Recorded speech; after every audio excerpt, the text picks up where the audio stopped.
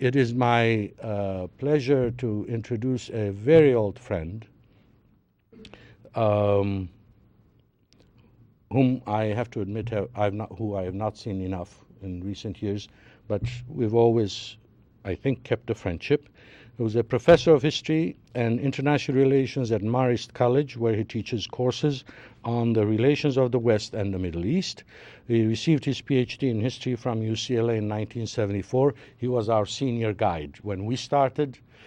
Started there in 71, and Artin was the one we looked up to.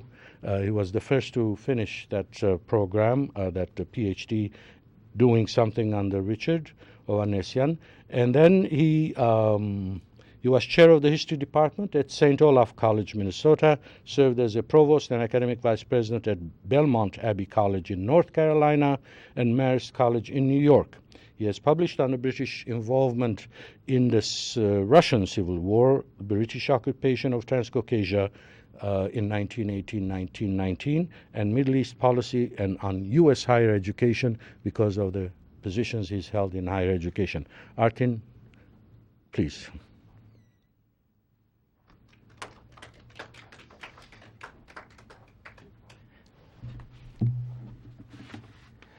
Thank you, Giray. I thank you for you and Kebor for the invitation. You did mention I was an old friend. We have a friendship which has gone a long time rather than our being old at this point, at least our self-perception. Our perception. Also thanks to the Swedish connection with the program. Miss Ingrid Peterson, who struggled with me for the last 3-4 weeks to find a flight which will not take longer and be more expensive than flying to Europe from where I am. And of course, thank you for the announcements online that you had made, because I've never looked so good in my life. So my wife is in Lebanon, so I'm going to keep a copy for her when she shows up, how much I've changed. I am in a somewhat interesting position in my life, going back into scholarship, because for about 22 years I was in higher education administration. I had done some research, publications. Gregor Suni was also involved in some of our programs that we'd done. But then once I moved to administration, there was no way I could find the time to do research or writing. We wrote a lot, but it was primarily administrative junk. It's 4 years ago that I was paroled from the administration and moved on back to faculty and started looking back at the issues that I had dealt with as a young scholar. At the time, we had dealt with issues of what happened. What were the implications of what happened? In my case, in terms of the British involvement in the Civil War, Russian Civil War, but also in terms specifically of their policies in the Caucasus. After my reprieve and having come back from the dark side to the right side of the faculty, I started raising a set of new questions in my mind about the same issue. Not that the British, as Girard mentioned, screwed everyone in his common parlance, which is understandable by all, and that's basically my lecture. Thank you very much. I mean, but the question was, how did themselves deal with the fact that they knowingly broke down promises and pledges, and how did they justify it to themselves? That was the fascinating part for me. So what I've done today is first go over kind of a survey of the British involvement in the region, and then go into an analysis that I have done in the last 2-3 years in terms of trying to explain the British attitude, their ethos, their imperial ethos, as far as not only the Caucasus, but also the Middle East, where they were involved after the First World War. So, during the First World War, as you all know, the British government made a number of public pledges, and signed a number of agreements regarding the post-war settlement of the Middle East. An agreement was reached with Sharif Hussein of Mecca to begin an Arab revolt against the Ottoman Empire in order to get the Ottoman Empire out of the war and enable the British to assist the Russians and thus strengthen the Eastern Front. The Balfour Declaration was made primarily to enjoy the support of Zionists for the war effort. The idea was that the Balfour Declaration will let the Zionists to pressure the United States government in terms of accelerating the mobilization of U.S. troops to go to the Western Front, as well as trying to keep the Bolsheviks in the war, because the assumption was that the Bolsheviks were primarily Zionists and Jews, and therefore there'll be a close connection with them. So these were some of the concerns. And of course, promises were made following the Russian Revolution to the Armenians that they will help Armenians receive independence after the war if they took arms against the invading Ottoman Empire, Ottoman armies following the collapse of the Caucasus Front. All these decisions were informed by expediency rather than post-war policy considerations. These commitments and agreements were sometimes contradictory. If you know about anything about Sykes-Picot Agreement and about the British understanding or written agreement actually with Sharif Hussein of Mecca, you see that they do not they contradict each other. The French are promised certain things in the Middle East which are promised to the Arabs for a future independent Arab kingdom, or that they were not legally permissible for the British to do or to make, like the Balfour Declaration. After all, Palestine didn't belong to the British to be promised as a homeland or possible homeland in Palestine for Zionists. But then, during this war, nobody was looking for consistency. There is an interesting Turkish saying that Kevork had mentioned to me once when I was growing up. It says, "The drowning man will hang on to a snake." During the First World War, the British were drowning. Until the spring of 1918, they weren't sure they'll win the war. They're worried about the British offensive, and as you'll see later, they actually started considering changing all of their wartime agreements in order to appease the Turks at the time. So nobody was thinking about the post-war settlements. All these measures were taken in order to win a war which many thought is going to be prolonged much longer. The Russian Revolution of 1917 had led to mass desertion of Russian soldiers from the battlefields and caused the deterioration of the Caucasus Front.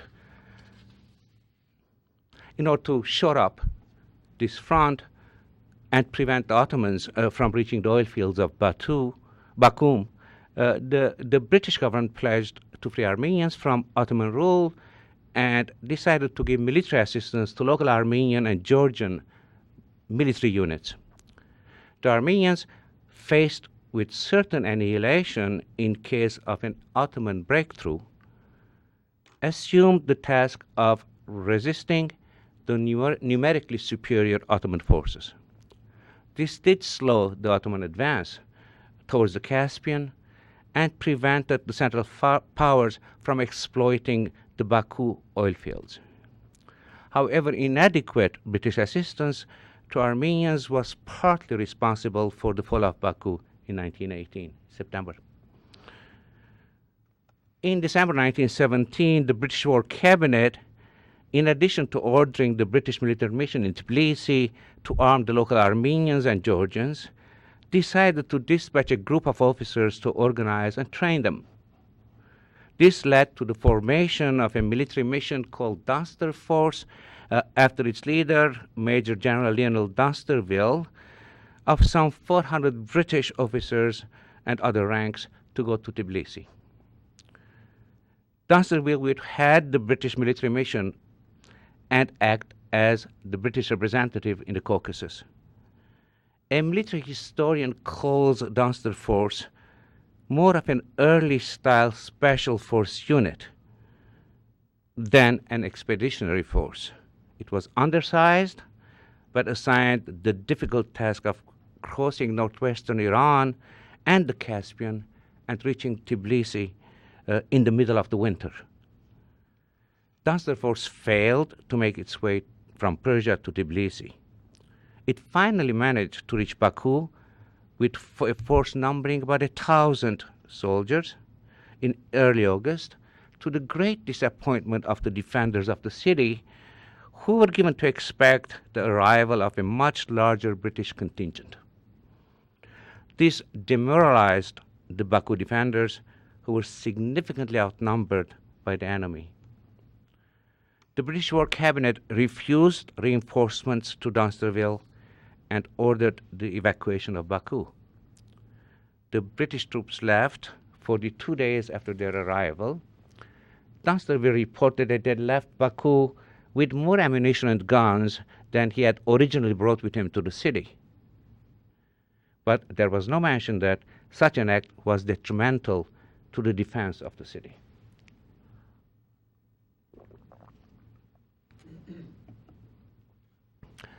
Dunsterville blamed the Armenian defenders of Baku for the failure of his mission. They were unreliable, undisciplined, uncooperative, cowardly, lazy, and unwilling to defend their homes. But the same troops had defended Baku for months and had stopped a major enemy offensive in July. They were demoralized when the expected number of British troops to the defense of the city did not materialize. They accused Dunsterville and indirectly the British government for having deceived them. The British War Office blamed Dunsterville for the Baku disaster. His judgment was suspect, he was insubordinate, and tended to blame others for his failures. He was relieved of his command and sent back to India. Military historians point out that the Baku operations were badly conceived and had no chance of success. A confidential Foreign Office history of Transcaucasia, co-authored by Ronald MacDonald, the British Vice Consul in Baku, who was in the city during these events, concludes that, and I'm quoting, "The charge that Dunsterville's expedition was betrayed by Armenians has no foundation in truth," and points out that the Armenians continued fighting for 2 days after the British withdrawal. But the War Office defended Dunsterville in public and ascribed the fall of the city to the cowardice and betrayal of its defenders. The notion that the Armenians were cowards, undisciplined, unreliable, and lazy seems to have been taken for granted. This was a public manifestation of a condescending attitude towards Armenians as others, inferior in values, character, valor, and courage to the British, which would be applied to other Transcaucasian and Middle Eastern nationalities to justify British policies after the armistice. The Baku episode notwithstanding, the end of the war generated high hopes among the various nationalities of the Middle East and Armenians in particular. Britain's wartime pledges to Armenians, Arabs, and Zionists, along with President Wilson's 14 points, generated high expectations among all national groups in the region in the immediate post-war period. These hopes were dashed in short order. Zachary Karabakh, in his book Peace Be Upon You, aptly titled the chapter dealing with the euphoria of Middle Eastern nationalities at the time of the armistice and the subsequent disappointment with the West as Hope and Despair. The Armenians were the first to experience disappointment with allies and particularly British post-war policy. In November 1918, 2 British divisions occupied key strategic points between Baku on the Caspian and Batumi on the Black Sea in Transcaucasia. The local republics of Georgia, Azerbaijan, and Armenia, which had declared their independence from Russia in May, reacted differently to the British occupation. The Georgians, who had maintained good relations with Germany during the war, and Azerbaijanis, who had assisted the Ottoman offensive, did not welcome the British. The Armenians, on the other hand, were elated. In response to Britain's request, they had defended the Caucasus front and slowed the Ottoman advances towards the Caspian. They called themselves the Little Ally, expected to be seated at the Paris Peace Conference, and anticipated the establishment of a greater Armenia by uniting with Allied support their ancestral lands in eastern Anatolia and Cilicia and the mountainous Karabakh region with their tiny Transcaucasian republic. The goals, expectations, and concerns of Armenians, and for that matter the Azerbaijanis and Georgians, did not play a role in the British decision to occupy Transcaucasia. Troops were dispatched to ensure Ottoman compliance with the armistice terms. Moreover, German and Turkish agents were to be prevented from future attempts to foment rebellion against British imperial interest by the Muslims of Central Asia and India. More importantly, the occupation of Transcaucasia and control of the Caspian was also part of a larger plan to defeat the Bolshevik revolutionary regime in Russia by assisting the anti-Bolshevik Russian military elements in the Balkans, southern Russia, and the Volga region. In addition, British control of the road to Transcaspia via the Caspian was considered important for the defense of India. None of these goals had much to do with the Transcaucasian republics. London had not formulated a policy towards these republics. The commanders of the occupying forces were directed not to be involved in local territorial disputes. They were told to hold the Baku-Batumi line and the pipeline and the strategic points in between in order to keep law and order in the region until the Paris Peace Conference decided the future of these republics. The War Cabinet's Eastern Committee, meeting in December 1918, have Lord Curzon, the chairman, raise the question of British wartime pledges to the Armenians. He supported the creation of a greater Armenia with the addition of the Transcaucasian Republic of Armenia of the 6 eastern provinces of Anatolia and Cilicia. According to him, these were regions where Armenians had constituted the largest ethnic group before their deportation in 1915. The creation of such a large Armenian state under the mandate of a Western nation would redeem, according to Curzon, Britain's wartime pledges. However, such a mandate would be impossible and too colossal a burden on British resources. The mandate for Armenia should be taken either by the United States or France, thus freeing Britain from its obligations. Referring to Armenians as well as Georgians and Azerbaijanis, Foreign Secretary Arthur Balfour made clear that he did not want to squander, quote, money and man in civilizing a few people who do not want to be civilized, end of quote. Establishing law and order without getting embroiled in local disputes was a tall order.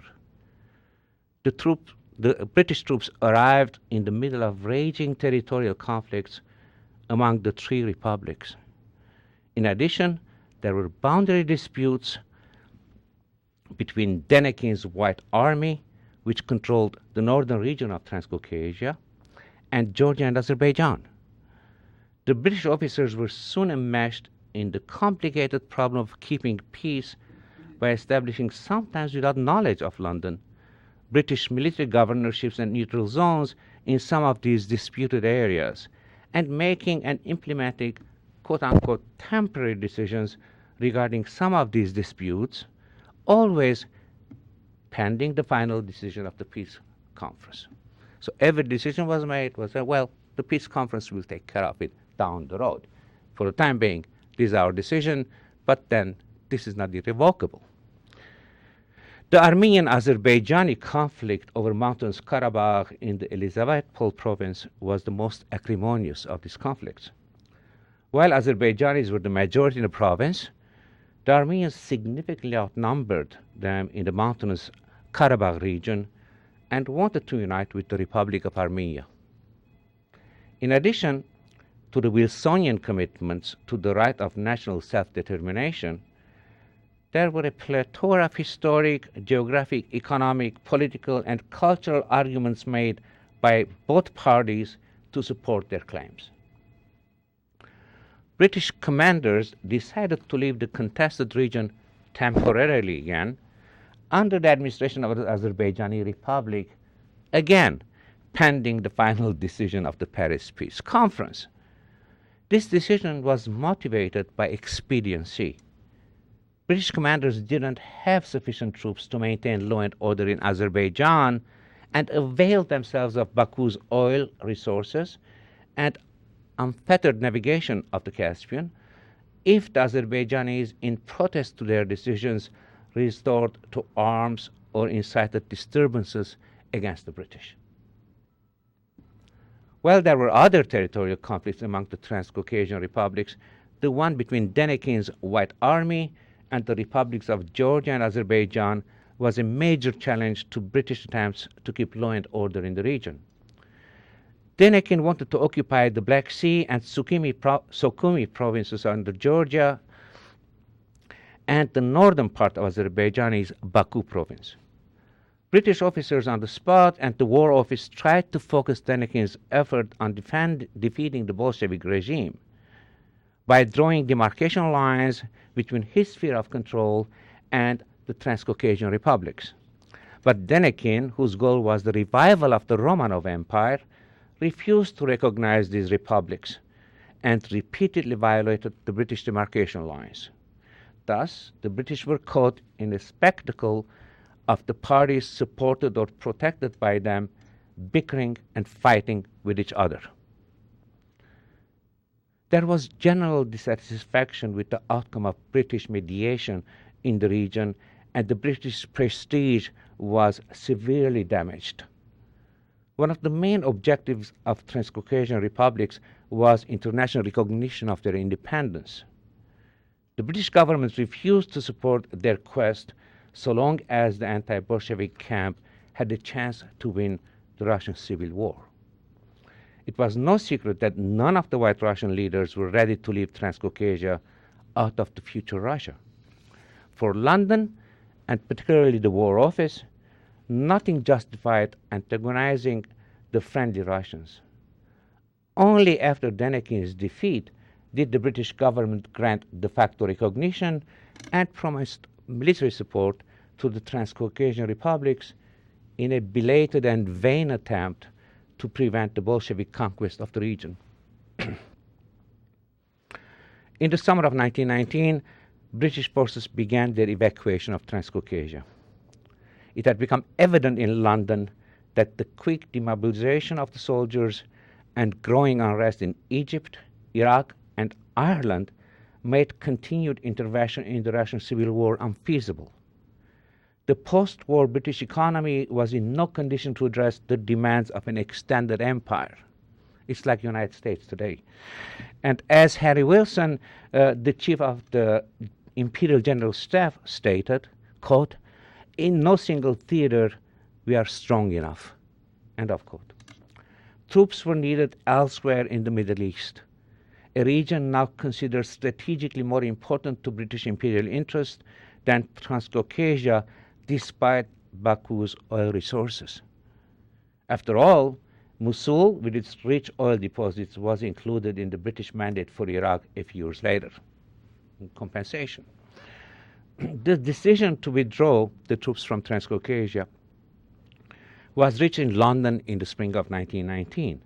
A year later, in view of the British refusal to assist them or sell them arms and ammunition, when some of the republics established commercial ties with Moscow and adopted pro-Soviet orientations as a last resort for maintaining their independence, the Foreign Office absolved the British government from honoring its pledges to them.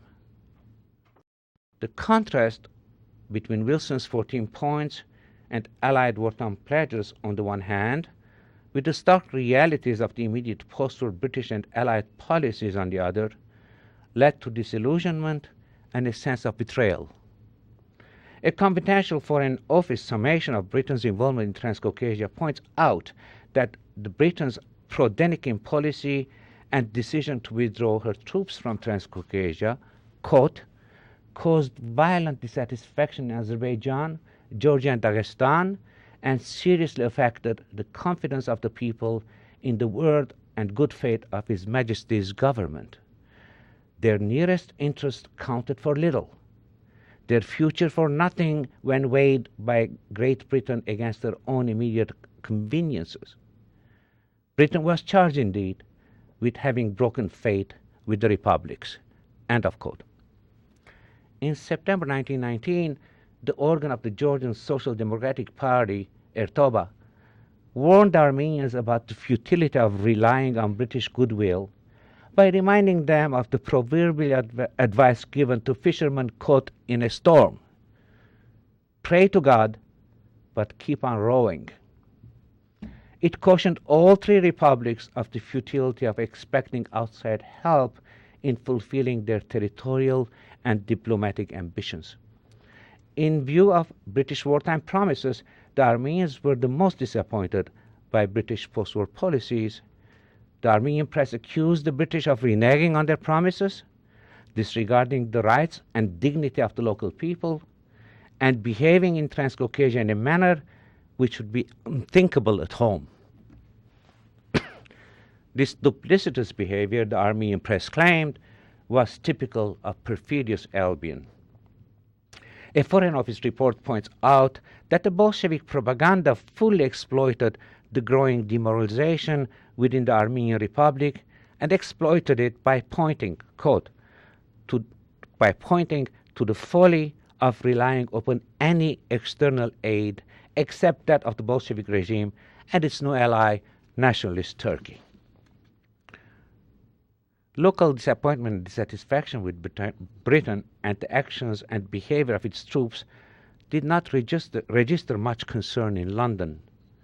One of the main reasons for this indifference to local opinion was the mindset of the majority of the members of the British government and the officers of the occupying forces in Transcaucasia. They had a poor opinion of the local population. Major General William Thompson, the commander of British expeditionary force which landed in Baku from Persia, considered Transcaucasian republics the creation and puppets of Germany and Turkey. He didn't take their claim for independence seriously, as he regarded this region to be a legitimate part of Russia. General George Milne, in charge of military operations in Transcaucasia, did not believe that the republics deserved Britain's attention. Their leaders were dishonest, illiterate, or worse, Bolsheviks. They would need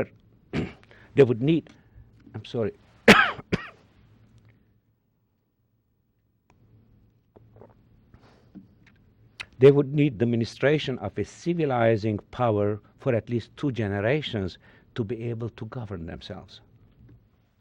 The withdrawal of British troops would surely create chaos, but this didn't matter. The world would not miss much if these people killed each other. They were not worth the life of a single British private. Quote, the Georgians are merely disguised Bolsheviks led by a man who overthrew Kerensky and were friends of Lenin. The Armenians are what the Armenians have always been, a despicable race. The best are the inhabitants of Azerbaijan, though they are really uncivilized. End of quote. Major Edward Noel, the British intelligence officer in Kurdistan, considered the Armenians to be, quote, timid, avaricious, and deceitful, end of quote. Total disregard for local sensibilities was also displayed by some British soldiers.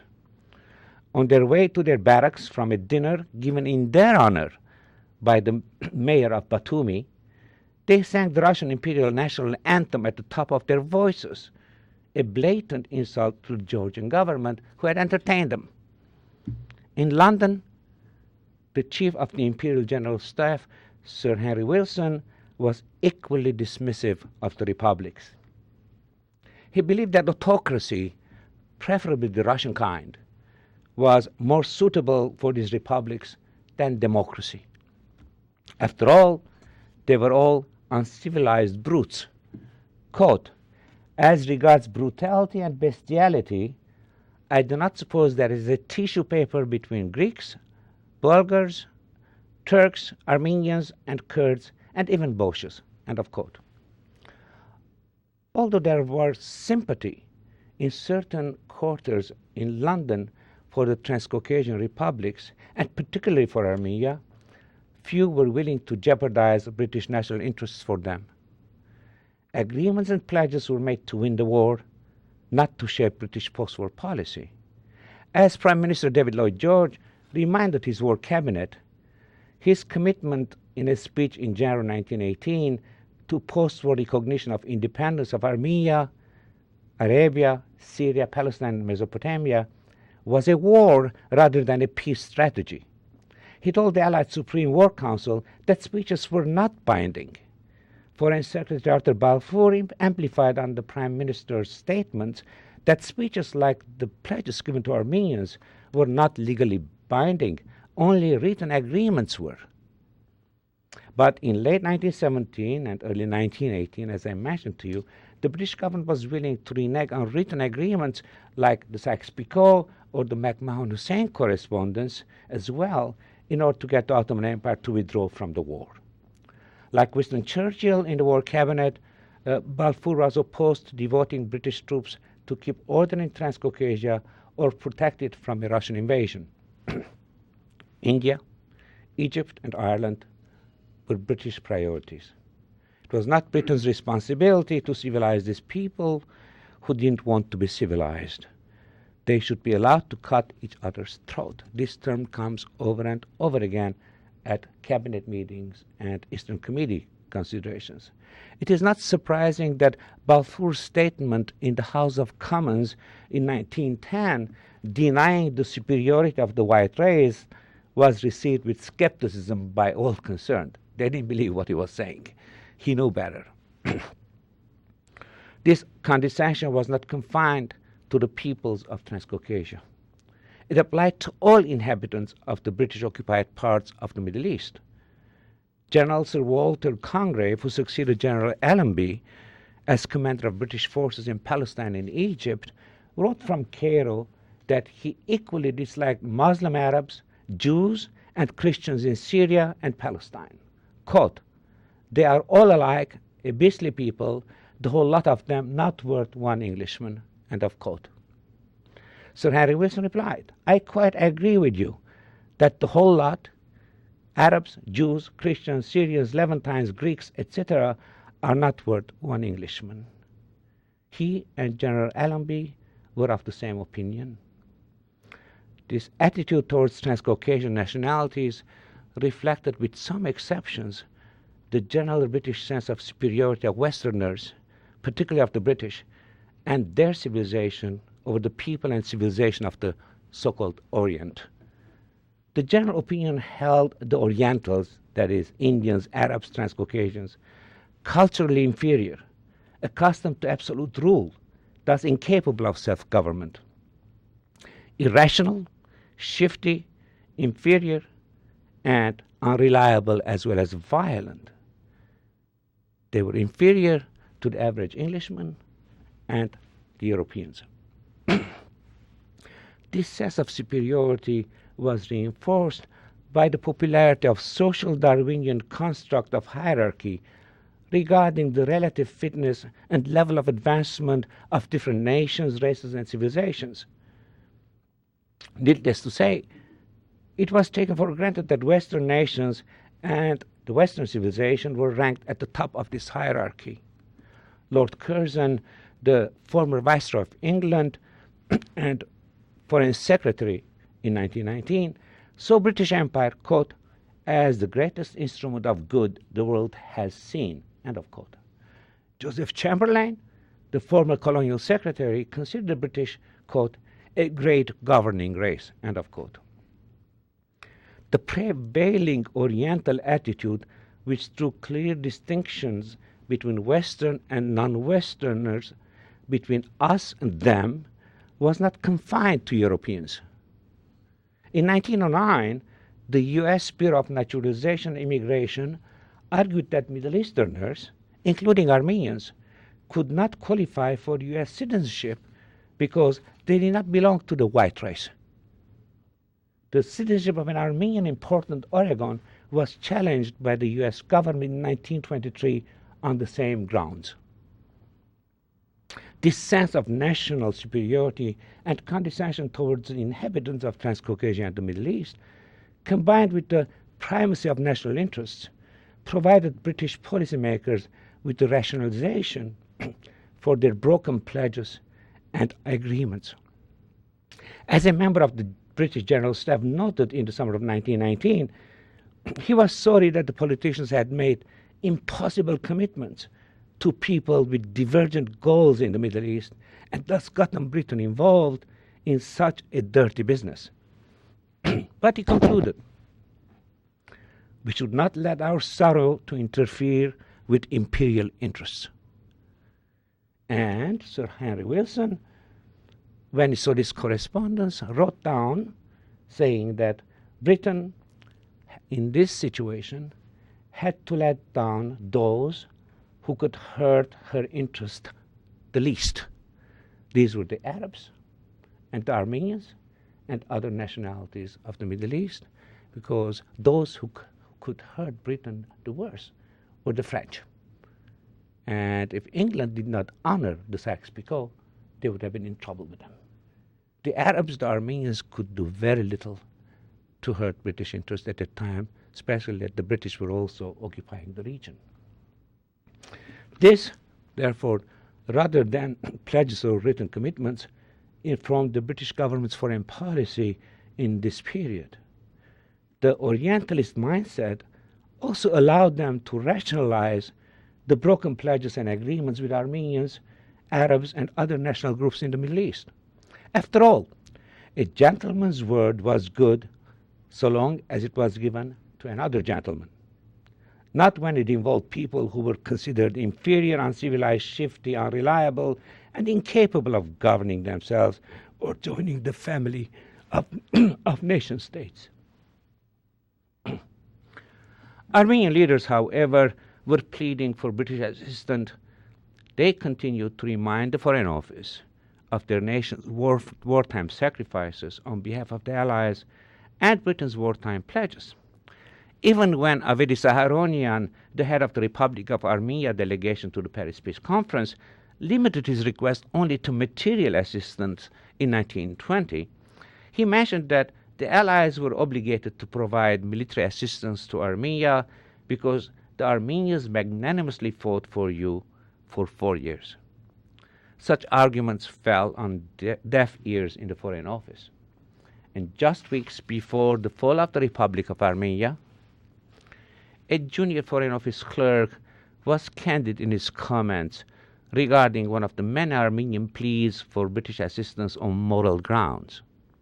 He commented, "It is now an accepted canon that any misfortune that befalls an Armenian is the result of his self-sacrificing devotion to the cause of the Allies and entitles him to compensation from Great Britain. This is going a little too far. If any people had everything to gain by fighting and nothing to lose, it was the Armenians.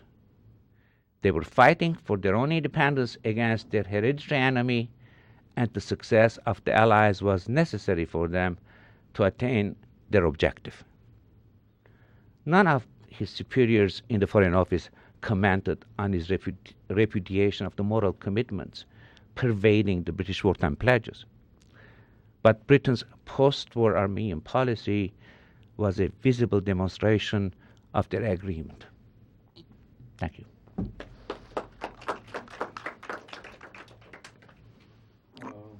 Questions? Sure.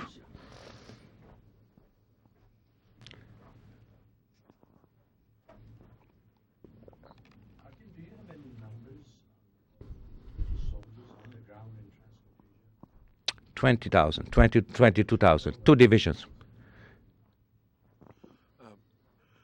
My question is,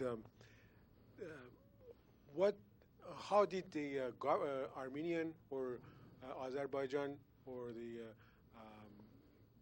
Georgian government's structure look like at the time? I mean, was it? They were Republican systems of government. At least on paper, they were democratic. They were elected, all the governments. Parties, particularly the Dashnak party, controlled the Armenian government. The Musavat in Azerbaijan, and Social Democrats in Georgia at the time. But, you know, yes? So these agreements that you mentioned were actually written and signed by the governments of those countries at the time? No, the agreements and pledges were made during the war when these republics didn't exist. But when Wilson said the 14 points and the right of national self-determination, that applied to all nations. At least they took it as if it applied. That's why Woodrow Wilson is the most popular American president in the Middle East, until Kennedy, whose wife was more popular than Woodrow Wilson. But because he gave hope to all groups, the Kurds, the Assyrians, the Copts, the Armenians, that they will be able to shape their own future now, independent from other outside forces. Okay? And of course, Woodrow Wilson had made the 14 points a precondition for United States involvement in the Civil War, in the First World War, and therefore the assumption was, because by the time the Bolshevik revolutionists had published the Sykes-Picot, the Arabs knew about it. At that time, they assumed that now that they had accepted the 14 points of Woodrow Wilson, all these wartime secret agreements were null and void. So that's why the level of disappointment. And I think... Complementary, they're now void. Yes. You spoke of Britain's attempt to win over the American support via Zionists. Yes. Earlier. Was there really a Zionist sort of force, lobby? Oh, yes. Actually, the during the US First World that War... early? Oh, yes. Actually, during the First World War, the Zionists moved their annual conference from London to New York. They realized how things were going to go. And actually, there are more reasons for Balfour Declaration than it's two. That there was fear that the Germans were going to come up with a pro-Zionist declaration, and they wanted to anticipate that also. But there was this concern in Europe, in the West, that while Americans had declared war to enter the war, they were taking their sweet time to send the troops. And the hope was that the Zionist groups will be able to pressure Congress to accelerate this mobilization of the soldiers. That's why the term in England, Johnny-come-lately, comes because of the fact that the American soldiers are always late. First World War, Second World War, and they come to take share of the victory. In the meantime, they have sold a lot of goods, and England and France are in debt to the United States because we were neutral for the first 3 years, but we were selling them stuff and taking over their markets. In the event, did they really pressure the U.S.? Did it No, materialize? you see, No. scholars believe that the Balfour Declaration was the most inane and hurtful decision made by the British. First of all, there were a lot of assumptions about the Zionists and the Jews. Look, the reason the Jews were persecuted, first of all, for 2,000 years in Europe, has a lot to do with these public assumptions, which are not true, that there is a Jewish conspiracy, that all Jews are together, and therefore their allegiance to our country, however much they want to assimilate themselves into France and Germany or England, is not actually their most important allegiance. Their allegiance is for other Jews in other parts of the world. That's why there are attempts to assimilate. That's why you have the Dreyfus affair in France. You know, somebody leaks French military secrets to the Germans, and they try to find who is this traitor, and they discover there is one Jew in the general staff, And therefore, he should be the one who betrayed us because he happened to be Jewish. And therefore, his allegiance is not to France. And that explains it. The Holocaust is not a unique thing, however. It's the culmination of this Judophobia that kind of pervades European thought. Read Chaucer. Don't go further. I have other questions, but I will wait.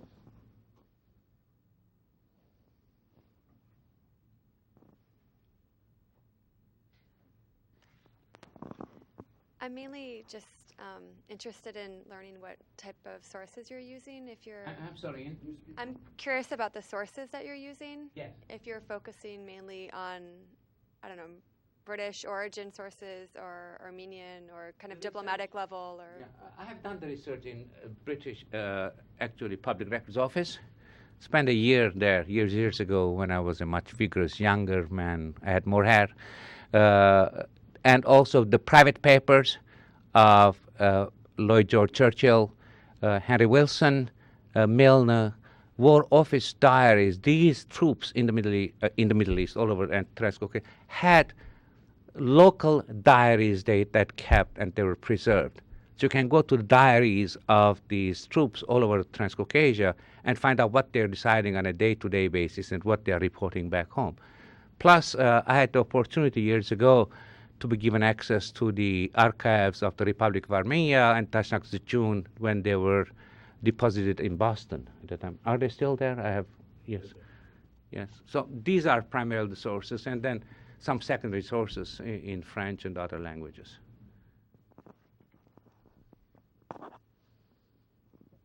Yes? This may be a terribly naive and illiterate even question, but these stereotypes about Armenians, how do the British come about these stereotypes? I mean, there's the vulgarity of these comments is offensive. I mean, where did they get this idea?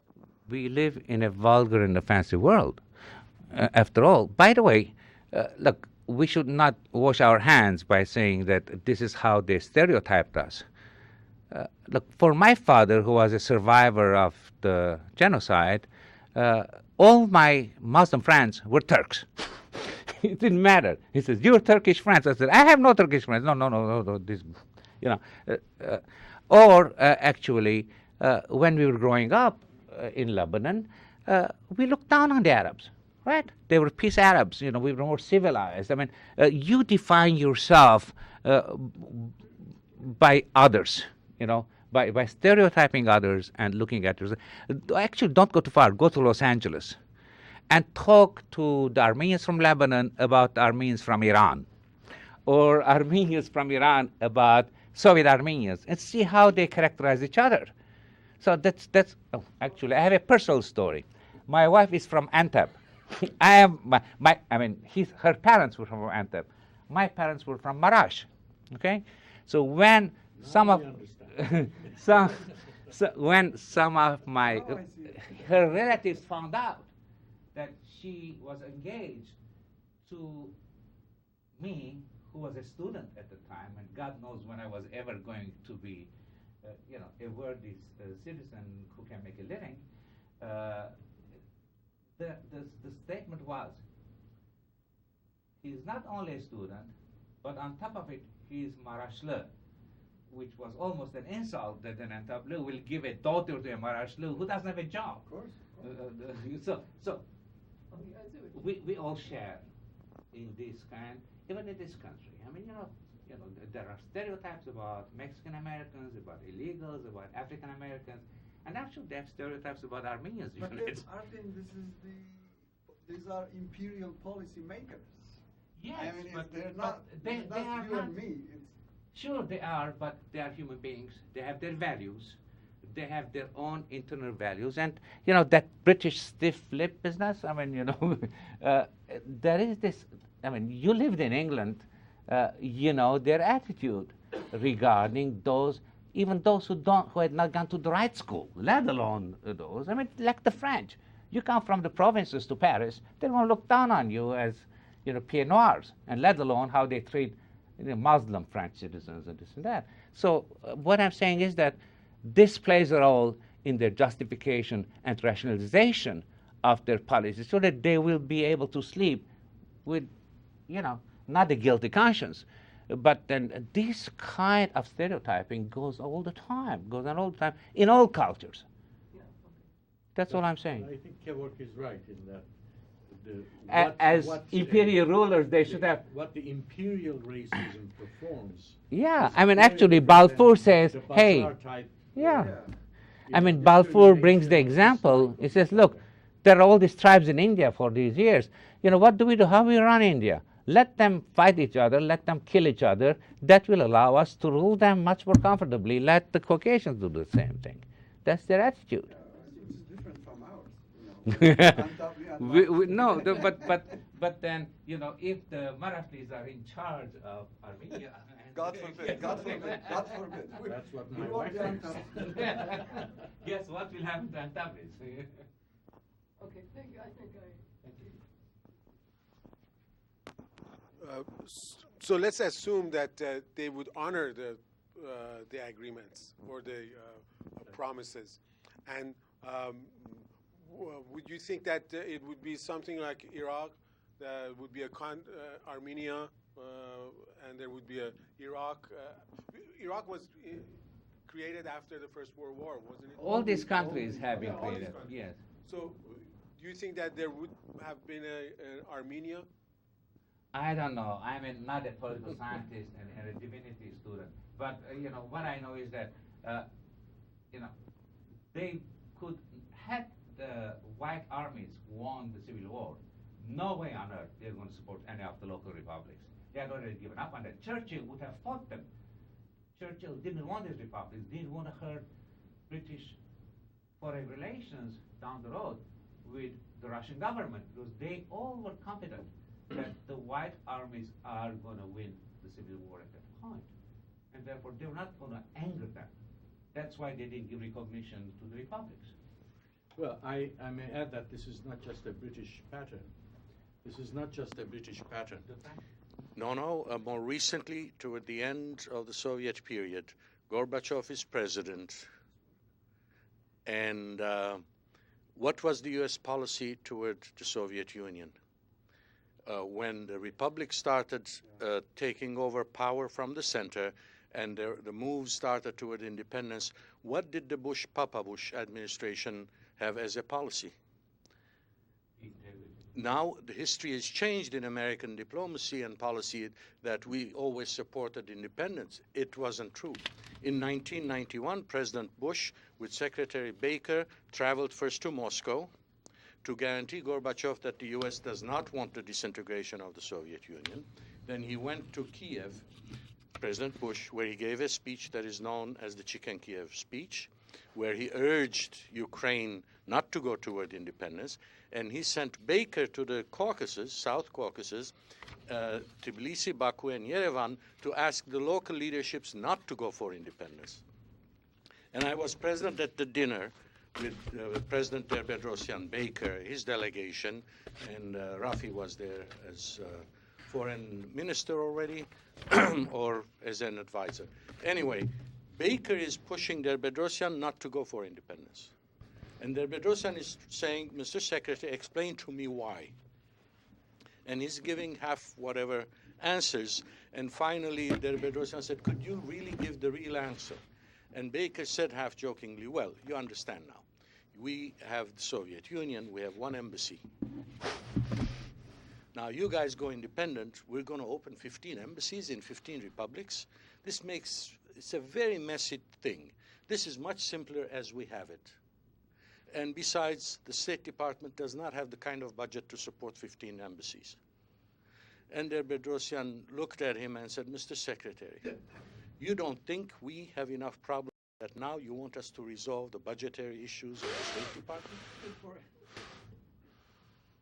So that idea that you don't want to bother with the small ones, right? Yes. And you have a working relationship with the existing unit, right. And the better if it's weaker, you can deal with them much easily. Right. They were worried about the chaos that might... Oh, sure. Hell was going to break loose. Borders of India. They're always worried about the borders of India, Central Asia. Yes. Can I go back to 1918 when the Armenian Bolsheviks and the Dashnaks tried to defend Baku. Yes. How does that fit in? Huh? How does that fit in? Right, right. How can you? I don't know. I think I've read Ron's book, but I don't remember the details. How did they work? I don't think. There was the Baku Soviet at the That's time, right. yeah, and the Bolsheviks, Shahomyan and his friends, and the Dashnaks actually were involved. Look, people forget that Dashnak party is a socialist party. You know, today's Dashnaks go to Los Angeles, they don't know they're a socialist party, right? So There's a distant memory. But interesting enough, they were getting desperate. Shahumyan was trying to get Stalin, actually Lenin, to send soldiers and ammunition to Baku, and they couldn't do it. And therefore, there was a dispute within the Soviet, whereby it was decided, given their dire conditions, they're going to hand guns to the snake and invite Dunsterville to come over, because, you see, I don't go into detail. MacDonald, this guy who was talking about what happened in Baku, goes from, you know, parts of the front reassuring Armenians that a large number of British rescuers are going to come and fight for the city. He uses the term a large number. Now he doesn't. He was lying. He knew he was lying, right? Maybe he thought he could manage. You see, this whole Dunsterville business is a book in itself, in the sense that Dunsterville was Kipling's classmate. And he is the role model for Kipling's Stokey and Company, Mm. no? In which he is this always, you know, smart king, leader, military leader, fighting in India and kind of accomplishing a lot with little. There was this MacGyver show on United States, the guy with a matchbox makes an airplane and flies. So it was kind of I don't remember that. very much kind of almost a legendary. All English kids grow up reading Stokey and Company, Kipling. And this was his chance to actually make a big name for himself. So what he did, he first of all assured London that he could pull this job with a small number of troops, 1,000 troops and 30, 40 cars, armored cars. Once he got there, he started asking London for more help, saying that it would be a disgrace for Britain to see these troops running out of the city at the time. So in a sense, tried to leverage his presence in Baku against London, but also against the leaders of the Mesopotamia military forces who were sending the kind of additional troops than were supposed to. He succeeded first. They sent him 300-400 more soldiers, but he kept on playing this game between London and Baku and Baghdad. And eventually, the War Office said, no way we're going to fall into this game with him. That's why he was disgraced. As soon as he came, they kicked him back.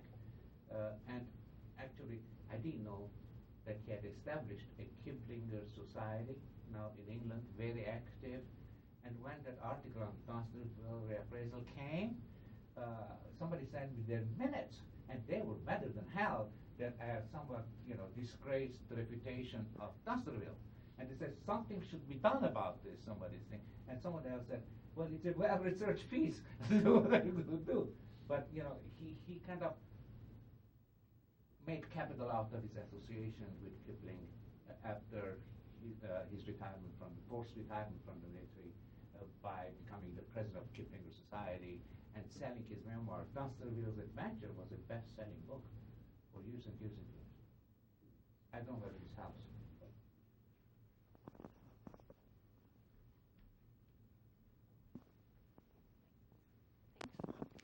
I just have one more question. I'm actually teaching right now a class on we're doing World War I.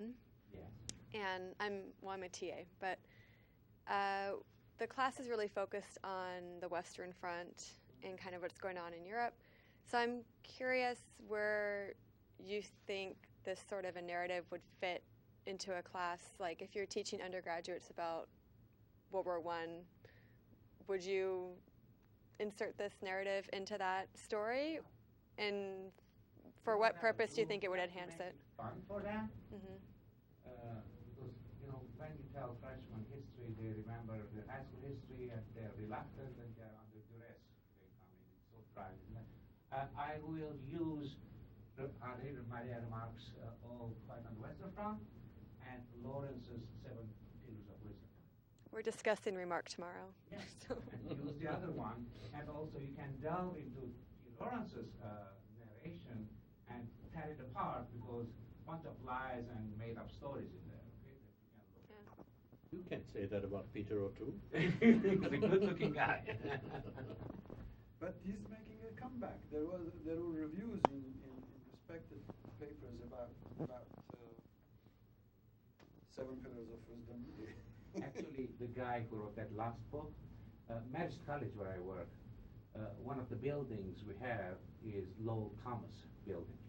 Lowell Thomas is the famous American journalist who popularized T. Lawrence in the United States by going around making big his papers at Marist College because he lived nearby in Dutchess County. So he bequeathed all these papers, and that person who wrote this last book did the research at Marist College, where I am. I was not involved at all with it.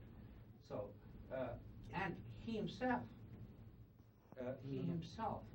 Lowell Thomas, helped create this myth about T.E. Lawrence as well, because that helped him to sell his itinerant lectures with, pictures displayed on the walls about this heroic figure in the Middle East, where he charged people to listen to his show and to his lectures. So it becomes a business already by 1919, 1920. If there is not a, may I? If the British were interested in helping Denikin and his cronies, the White Army, whatever, and at the same time they were interested in the oil fields of Baku, right? In the event Denikin prevailed, he would not recognize the republics, and then the Russia, White Russia, or anti-Bolshevik Russia would control the Transcaucasus, right? Yes. What would happen to the oils of Baku? Well, nothing. I mean, before in the Romanov period. First of all, there is this misconception that oil has always played the same role in Middle Eastern history as it plays today. In 1919, during the First World War, is the first time that British, English, and American navies are moving from coal to oil. Okay, but the demand for oil is not that much. I see. And most importantly, you see, oil becomes critical in the late 30s with the discovery of oil fields in Saudi Arabia, this and that. But the British played it safe. They made sure that the Sykes-Picot Agreement was revised in two areas. One was Palestine was supposed to be neutral. They took the mandate of Palestine. Palestine otherwise was going to be internationalized according to Sykes-Picot.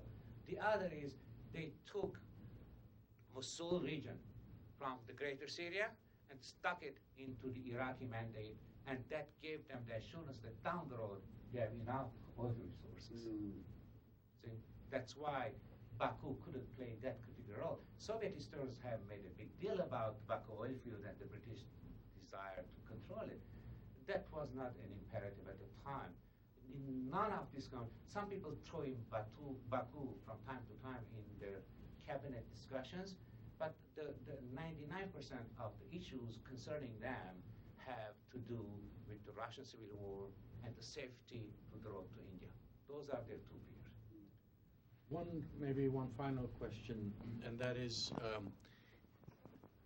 if you were to have access to sources other than the British and some of the Armenian and the French, let's say to the Russian, if you went to the Russian sources, and maybe whatever may be found in Baku or local sources, do you think what you would find might change any part of your narrative on assessment of the British? Or it might not, primarily because of the fact that I am not a local historian. I'm not a Middle Eastern historian by training or Caucasians.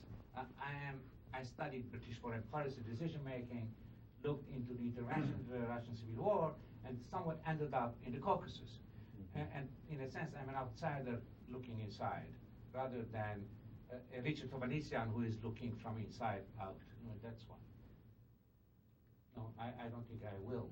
And then I can't read Russian either. But the fascinating thing is that even you go to the archives of the Republic, you know, in my research I discovered that there were like 500 Russian leaders, generals, who served in the Armenian military, in the Armenian War Office. And in spite of all the efforts of the Republic of Armenia, they conversed and wrote in Russian to each other. So it is, and by the way, the same is also true of Georgia and Azerbaijan. Denikin got so mad with Azeris that he pulled all Russian soldiers out from Azeri armies, the Russian kind of officers out. But otherwise, they were all structured the same way the Romanov armies were, and they conversed in Russian. It was the same with the Third Republic. Yeah. A good number of the officers were Russian-speaking. Yeah. They're not Armenian-speaking. Yeah. It's changing now, but in the 90s. Yeah, yeah. Well, actually, that's when I to was be expected, right? Yeah, I mean, yeah, they were all in Soviet. Yes, Soviet. but actually, when I was in Armenia the first time, like about 4 years ago, I was fascinated by the idea that those younger generation who want to impress others in terms of their sophistication, they would speak Russian with each other, not Armenian. That was interesting. You know, I don't know how common that is, but it kind of struck me a few in times. the military and to some extent interior ministry, Yeah. you'll find that, but no longer in the rest. Well, Can I ask him to define himself? Once he defined himself Who and is he? positioned you. A Middle Easterner who My teaches... wife has been trying to do that for 42 years. No. A Middle Eastern historian who teaches at St. Olaf, Swedes or something. How did you put it's that? funny. I got my first job at St. Olaf College, and at the time, they said there were 240 applicants. I got a job not because of my looks or my necessarily special qualifications as a scholar job. It so happened that we need to have 4 fields for the PhD at UCLA. So at modern Europe, you know, early modern Europe, England, Tudor Stuart England. But over time, I had to work with Middle Eastern scholars at the UB.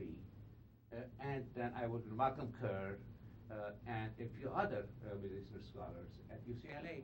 So I created a 5th field. So when I applied to Stanford, I was the only one, they were looking for a British historian, who could also offer Middle Eastern surveys.